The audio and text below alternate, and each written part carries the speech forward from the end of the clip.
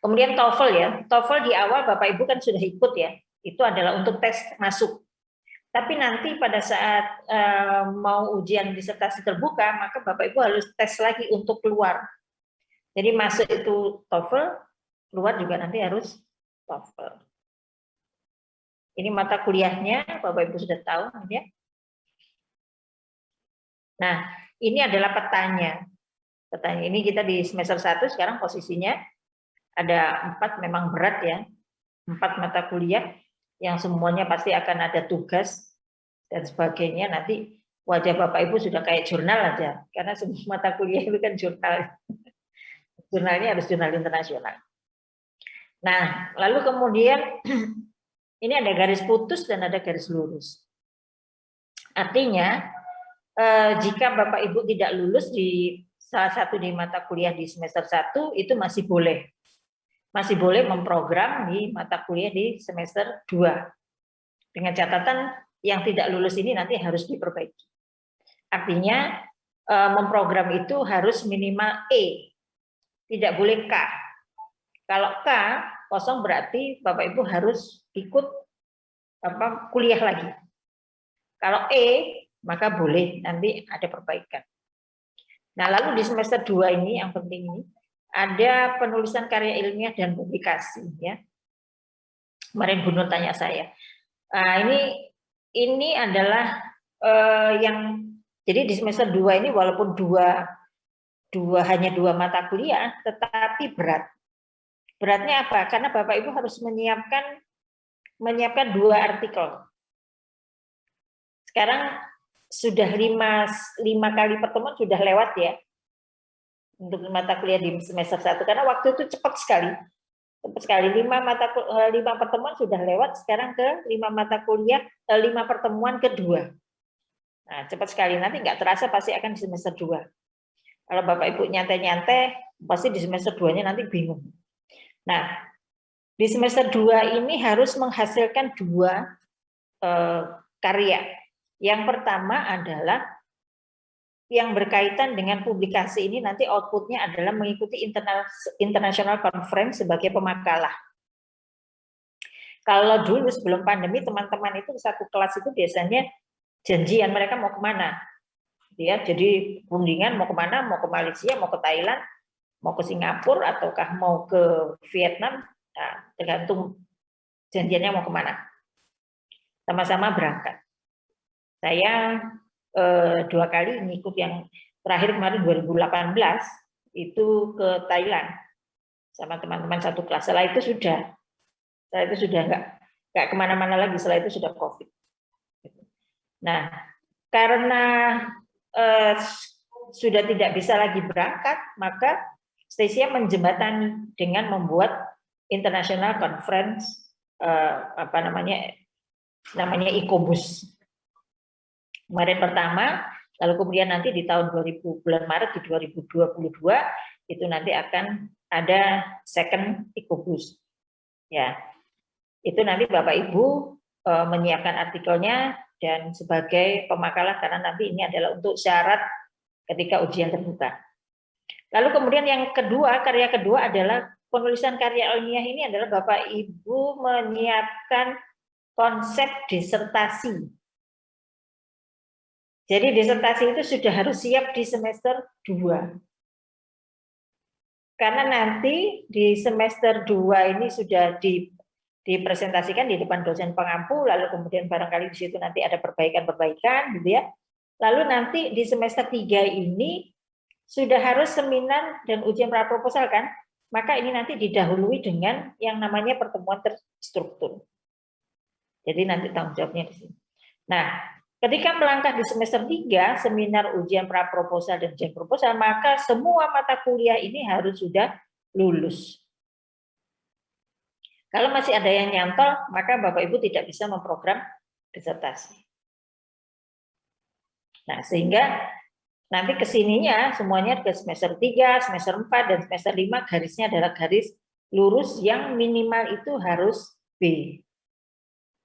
Jadi kalau misalkan ini proposalnya masih belum lulus, maka tidak bisa ke penelitian lapangan, harus mengulang dulu ujian proposal dan seterusnya. Nah, pada saat seminar hasil, karena tuntutannya dari pemerintah itu adalah bahwa disertasi itu harus dipublikasikan dalam jurnal internasional, maka nanti di semester 5, ketika ujian dan seminar hasil ini sudah boleh submit ke jurnal internasional bereputasi. Sehingga pada saat, karena lama ya, untuk pengurusan di jurnal internasional bereputasi yang Scopus itu kan lama, oleh karena itu sudah diperbolehkan ketika seminar hasil. Jadi nanti pada saat ujian terbuka itu sudah terbit. Ini petanya. Setiap mata kuliah diampu oleh 3 ya, 3 dosen ya. Nah, lalu kemudian ini sebetulnya hanya kontennya saja, konten saja. Jadi pada mata kuliah manajemen sumber daya manusia dan isu-isu global itu kita bagi 2 sebetulnya kontennya. Di manajemen sumber daya ada manajemen sumber daya manusia dan ada perilaku organisasi, materinya saja. Demikian pula di strategik, materinya ada di ada strategik dan ada pemasaran. Mungkin sekarang ketemu sama Pak Kusaini ya. Pak Kusaini itu adalah kontennya pada pemasaran gitu. Tugas wajib semuanya, wajib, karena masing-masing dosen itu memberikan tugas mandiri atau tugas kelompok, lalu kemudian memberikan ujian. Jadi Bapak Ibu wajib untuk memenuhi itu, jadi semua prosedur itu harus dilewati. Lalu kemudian jangan lupa nanti tingkat kehadirannya adalah 75%. Nah, ini tidak lulus mata kuliah wajib menempuh ujian ulang dengan dikenakan biaya 1 juta. Kenapa mahal? Kenapa mahal? Supaya apa tujuannya? Supaya mahasiswa itu tidak membayar. Tidak sampai mengeluarkan uang 1 juta. Nanti kalau misalnya masih banyak mahasiswa yang oh nggak apa-apa cuma 1 juta, ini nanti akan kita naikkan lagi 10 juta mungkin ya. Supaya apa? Supaya prosedurnya itu, karena kalau ujian perbaikan itu maka kita akan ribet ya. Akan juga merepotkan di prodi juga. Jadi saya harap Bapak Ibu tidak mengeluarkan uang senilai ini, tetapi semua prosedur ujian dan tugas dari masing-masing dosen itu penuhilah itu, sehingga nilainya keluar. Ujian susulan pun juga sama, akan dikenakan 1 juta rupiah. Nah, ini tahapan disertasi ya. Tahapan disertasi nanti pengajuannya di semester 3 sebetulnya. Ada 7 tahap gitu. Disertasinya ada 7 tahap. Ada seminar pra proposal, ujian, kemajuan riset 1 dan 2, seminar hasil, ujian tertutup, dan ujian terbuka. Nah ini rencananya. Rencana. Ini strategi untuk lulus tepat waktu 3 tahun. Jadi di semester 2 tadi yang saya bilang Bapak Ibu harus punya 2 karya tadi itu kan, 2 karya, maka nanti akan diajukan untuk pertemuan terstruktur di semester 3. Lalu kemudian setelah itu bimbingan, setelah itu maka seminar dan ujian pra proposal. Lalu kemudian ujian proposal juga di semester 3. Jadi semester 3 ini harus ada 2 ujian. Setelah itu proposal diperbaiki dari penguji-penguji. Lalu kemudian Bapak Ibu bisa istirahat. Istirahatnya itu karena apa? Karena ngolah data, mengumpulkan data, ngolah data dalam 1 semester. Ya tidak bisa dikatakan istirahat ya, karena mengumpulkan data dan pengolahan data. Lalu kemudian semester 5 kemajuan kita panggil lagi untuk kemajuan riset 1, kemajuan riset 2 dan seminar hasil. 5 tertutup, 6-nya terbuka.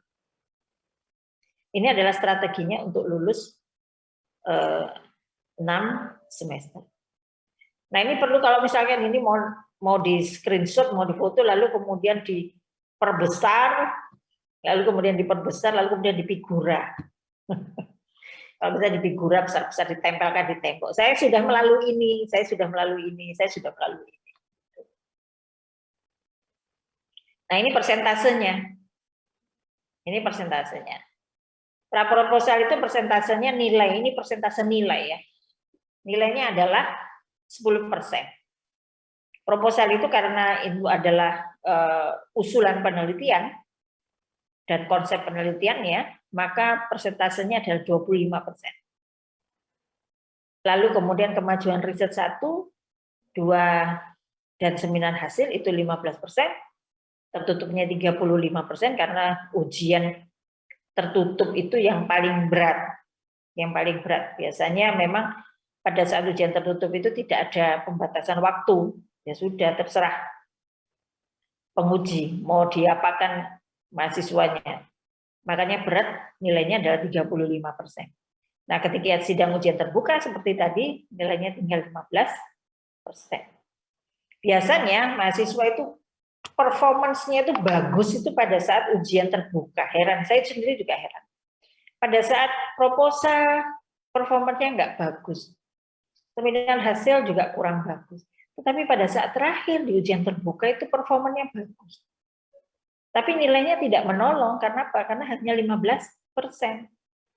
Sudah yang kemarin-kemarin yang besar itu. Karena itu nanti Bapak Ibu mohon dipersiapkan. Nah, ini evaluasi. Evaluasi keberhasilan studi ya. Jadi evaluasi keberhasilan studi itu ada beberapa tahap. Yang pertama adalah semester. Nanti Bapak Ibu setelah selesai semester 1 akan mendapatkan yang namanya KHS.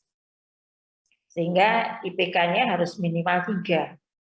Karena untuk lulus itu minimal nilainya 70. Maka kalau misalkan ada yang tidak terpenuhi, seperti tadi yang saya bilang garis putus-putus tadi ya, maka mahasiswa harus mengulang mata kuliah itu. Dan masih belum bisa diperkenankan untuk mengajukan judul. Lalu kemudian itu tadi semesteran ya. Lalu kemudian keberhasilan studi di 2 tahun pertama. 2 tahun pertama itu berarti semester berapa Bapak Ibu? Semester 4 ya. 4 atau 5 ya. Semester 5. Nah, semester 5 tadi berarti kalau kita lihat di sini tahapnya sudah harus tertutup. Harusnya. Nah, evaluasi keberhasilan 2 tahun pertama dihitung saat mahasiswa itu mengikuti program. Jadi mau dihitung mulai dari semester 1. Maka sekurang-kurangnya adalah telah mengumpulkan 15 SKS atau 18 SKS. Dan mencapai indeks kumulatifnya minimal 3. Lalu kemudian sudah bukti international conference-nya sudah ikut. Tapi kalau misalkan itu tidak terpenuhi, maka dinyatakan gagal studi dengan diterbitkan surat DU. Jadi misalnya di semester 1 itu rajin kuliah, misalkan ya, rajin kuliah, tetapi setelah itu semester 2-nya itu menghilang. Sampai dengan di semester 5 menghilang. Maka ini akan dinyatakan gagal studi. Lalu kemudian 2 tahun kedua. 2 tahun kedua itu berarti di semester berapa? 8 ya. Semester 8. Posisi maksimum semester 8. Sekurang-kurangnya 18 SKS, indeksnya 3, harus sudah, kalau semester 8 berarti kan dia harus sudah lulus betulnya kan.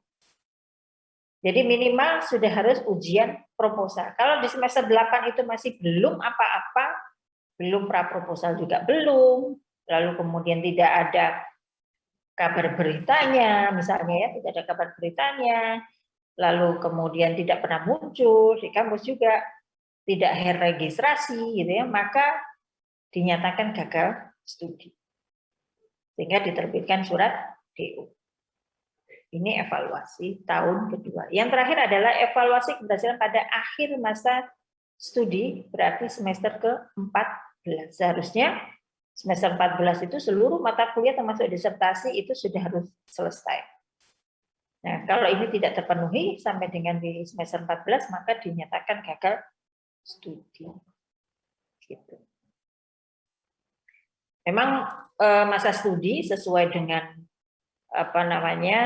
Permendikbud itu adalah 7 tahun dan harus diselesaikan masa studi terpakai itu 3 sampai 7 tahun.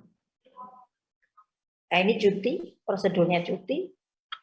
Nah, mahasiswa punya hak cuti. Maksimal adalah 2 semester dan tidak boleh berturut-turut selama masa studi. Jadi boleh mengikuti perkuliahan pada permohonannya boleh diajukan ketika di semester selesai semester 1 misalkan, seharusnya di semester 2, tetapi ini sudah kita berikan keringanan, boleh cuti setelah selesai semester 1. Tetapi SPP sebelumnya juga harus sudah lunas dulu. Kalau SPP sebelumnya masih belum lunas, maka tidak bisa kita proses cutinya. Gitu. Lalu kemudian nanti Bapak Ibu ini ya, untuk registrasi secara mandiri, lalu kemudian harus registrasi secara mandiri, lalu kemudian KRS jadi registrasi, KRS dan SPP itu adalah proses yang jadi satu. Nanti di semester kedua nanti ini harus dilakukan secara mandiri, nanti sama Pak Abu akan dipandu, akan diberikan panduannya. Lalu kemudian nanti kalau misalnya terlambat registrasinya maka akan kena denda. Nanti akan dimasukkan ke SPP. Supaya apa? Supaya karena registrasi dan KRS itu kan kita dibatasi oleh waktu karena harus lapor ke PD Dikti ya. Oleh karena itu kita kenakan denda. Nah, ini kemajuan akademiknya Bapak Ibu ya. Teman-teman yang mulai dari ini angkatan 12 ini sudah kurang 1 semester. Kurang 1 semester ini mereka kemajuannya.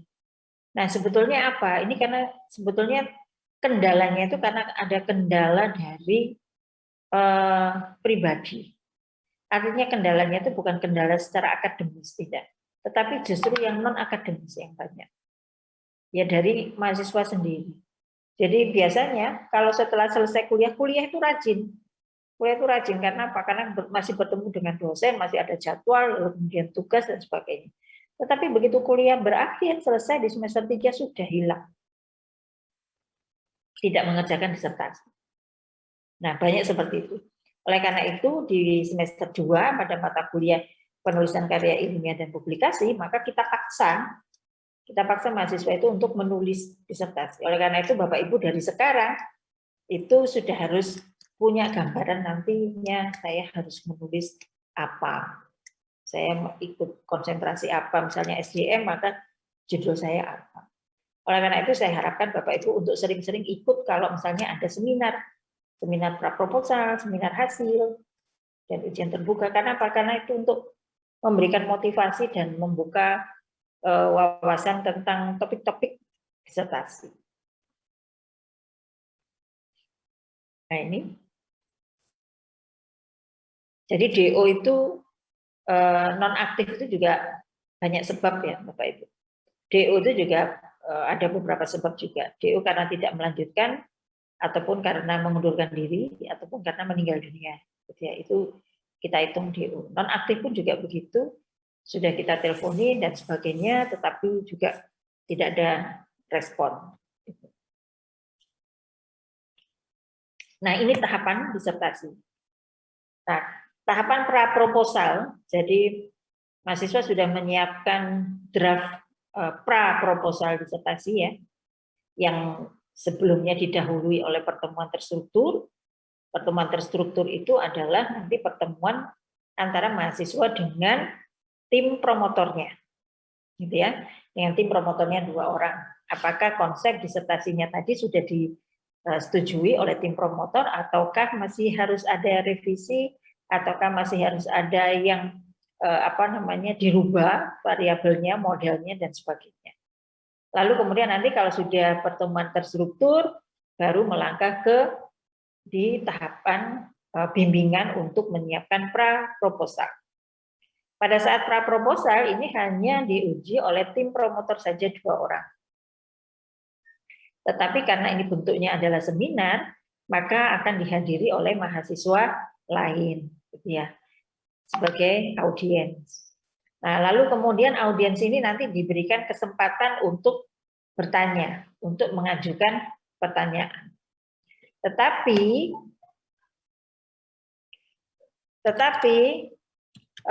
boleh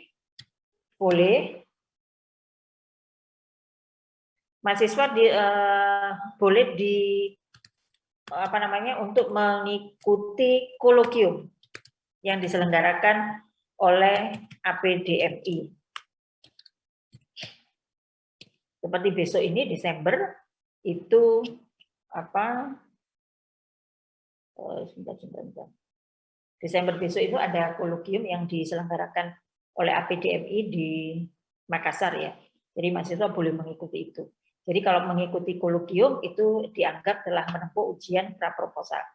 Nanti pada saat kolokium Bapak Ibu harus mendapatkan persetujuan dulu dari tim promotornya. Prof, saya mau ikut kolokium. Ini draft saya bagaimana? Jadi harus melalui pembimbingan terlebih dahulu, lalu kemudian disetujui oleh tim promotornya, lalu kemudian Bapak Ibu nanti akan mengikuti kolokium. Pada saat kolokium nanti Bapak Ibu draft praproposalnya ini akan direview oleh pihak eksternal dari APDMI yang dari di sana ada banyak guru besar dari berbagai perguruan tinggi swasta maupun negeri penyelenggara program doktor. Nanti akan direview, akan diberikan masukan. Tetapi setelah nanti ikut kolokium, jangan langsung berhenti Bapak Ibu. Langsung direvisi dan Bapak Ibu langsung bimbingan lagi. Kebanyakan mahasiswa itu mengikuti kolokium itu karena rewardnya ini. Karena rewardnya ini tidak menempuh ujian praproposal, padahal sebetulnya kalau tidak menempuh ujian praproposal itu akan berat. Beratnya apa? Karena bimbingannya mulai dari nol lagi. Dari nol. Untuk menuju ke proposal. Sedangkan Bapak Ibu yang mengikuti ujian proposal, biasanya itu draft praproposalnya itu sudah 75% proposal. Gitu. Jadi lebih enak. Kemudian tahapan proposal ya, tahapan proposal. Setelah nanti di proposal itu direvisi, lalu kemudian Bapak Ibu mengajukan untuk ujian disertasi pada saat tahapan proposal. Mahasiswa menyiapkan draft proposal disertasi yang sudah direvisi pada tahapan sebelumnya. Lalu kemudian jangan lupa kalau yang kuantitatif itu dilengkapi dengan instrumen penelitiannya, kuesioner dan sebagainya. Lalu kemudian ini nanti akan diuji oleh tim promotornya 2, lalu kemudian tim pengujinya itu 3, ditambah 1 penguji eksternal. Jadi 6. Nah, untuk penguji eksternal nanti di tahapan proposal ini nanti ada biaya. Biayanya nanti ini akan dibebankan ke mahasiswa untuk penguji eksternal. Lalu kemudian proposal sudah selesai ujian, nanti Bapak Ibu revisi dan dapat tanda tangan, gitu ya, tanda tangan ke tim penguji maupun tim promotor. Lalu kemudian proposalnya dijilid bagus, lalu kemudian Bapak Ibu sudah boleh untuk penelitian ke lapangan, mengumpulkan data. Dalam 1 semester, tadi di semester 4 ya, untuk penelitian lapangan, semester 4, lalu kemudian penelitian lapangan selesai, Bapak Ibu mengumpulkan data dan olah data, maka kita panggil lagi untuk kemajuan riset 1. Kemajuan riset 1 ini hanya kalau kemajuan riset itu adalah seperti komisi pembimbing gitu ya. Jadi hanya ke tim promotor saja. Tim promotor akan memeriksa semua draft disertasi Bapak Ibu mulai dari bab 1 sampai dengan bab akhir. Lalu kemudian revisi lagi, misalkan revisinya paling lama adalah 2 minggu, lalu kemudian Bapak Ibu maju ke kemajuan riset 2. Lagi, diperiksa lagi oleh tim promotornya secara keseluruhan. Setelah selesai di kemajuan riset 2, masih ada lagi revisi, ya kan? Masih ada lagi revisi, lalu kemudian Bapak Ibu sudah bimbingan ke individu, ke promotor dan co-nya. Jangan lama-lama, 2 minggu, 3 minggu saja, langsung nanti maju ke, begitu dapat ACC, lalu kemudian maju ke tahapan seminar hasil. Seminar hasil ini sudah lengkap, bab 1 sampai dengan bab 7, lalu kemudian nanti diujikan oleh tim promotor dan tim penguji yang 5 tadi. Jadi tim penguji yang 3 ini nanti akan sama Bapak Ibu, sama terus mulai dari proposal sampai dengan ujian terbuka itu tidak ganti. Tidak beda-beda, kecuali kalau misalnya salah satu itu ada yang berhalangan tetap, itu baru kita ganti. Selama tidak, seperti tadi, seharusnya kurang satu kan tadi pengujinya, karena tidak bisa, karena keluar kota, ya tetap kita selenggarakan. Satu tim penguji yang tidak hadir itu masih quorum, masih bisa terselenggara. Tetapi kalau salah satu dari tim promotor yang nggak bisa, maka itu tidak bisa terselenggara, harus ditunda. Nah, dalam seminar hasil ini diuji oleh tim promotor dan tim penguji yang sama seperti di proposal, tetapi dihadiri oleh audiens. Seperti tadi, audiens diberikan kesempatan untuk mengajukan pertanyaan. Ya. Mengajukan pertanyaan terlebih dahulu. Kemudian setelah selesai revisi-revisi lagi, ya Bapak Ibu revisi lagi. Lalu kemudian mengajukan di ujian tertutup di semester 5.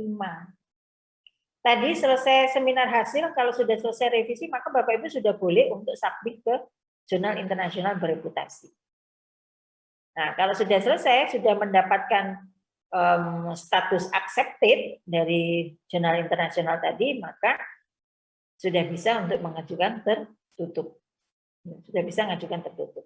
Nah, pada saat ujian tertutup, ini penguji yang tadi sama di seminar hasil 5, itu ditambah satu lagi penguji eksternal yang sama dari yang di proposal tadi. Sama. Sehingga setelah selesai nanti revisi lagi, revisi, pokoknya revisi itu revisi terus deh, revisi tiada akhir. Lalu kemudian di berikutnya adalah di tahapan ujian terbuka. Nah, di tahapan ujian terbuka ini jurnal internasional sudah harus terbit. Sudah harus terbit. Nah, pada saat di Bapak Ibu untuk submit di jurnal internasional, maka wajib untuk memasukkan nama tim promotornya sebagai co-author.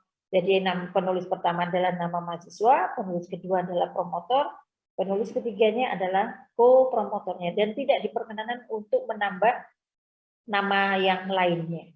Gitu ya. Nah, kemudian di ujian terbuka ini, sudah. Di ujian terbuka ini nanti sebelum ujian terbuka Bapak Ibu nanti tes TOEFL dulu. Lalu kemudian nanti banyak sekali persyaratannya, ada cek plagiasi, lalu kemudian harus proofreading ke lembaga bahasa supaya nanti disertasinya itu tidak bahasanya itu seperti tadi masih ada kritikan, bahasa yang digunakan adalah bahasa populer. Jadi tidak boleh di dalam untuk menulis disertasi bahasa yang digunakan adalah bahasa Indonesia yang dengan struktur yang benar, dari subjek, predikat, objeknya yang benar. Tidak boleh bahasa populer, tidak boleh bahasa jurnalistik seperti bahasa majalah, koran, dan sebagainya, itu tidak boleh. Jadi memang harus betul-betul diperhatikan untuk struktur bahasanya. Nah, oke, sampai di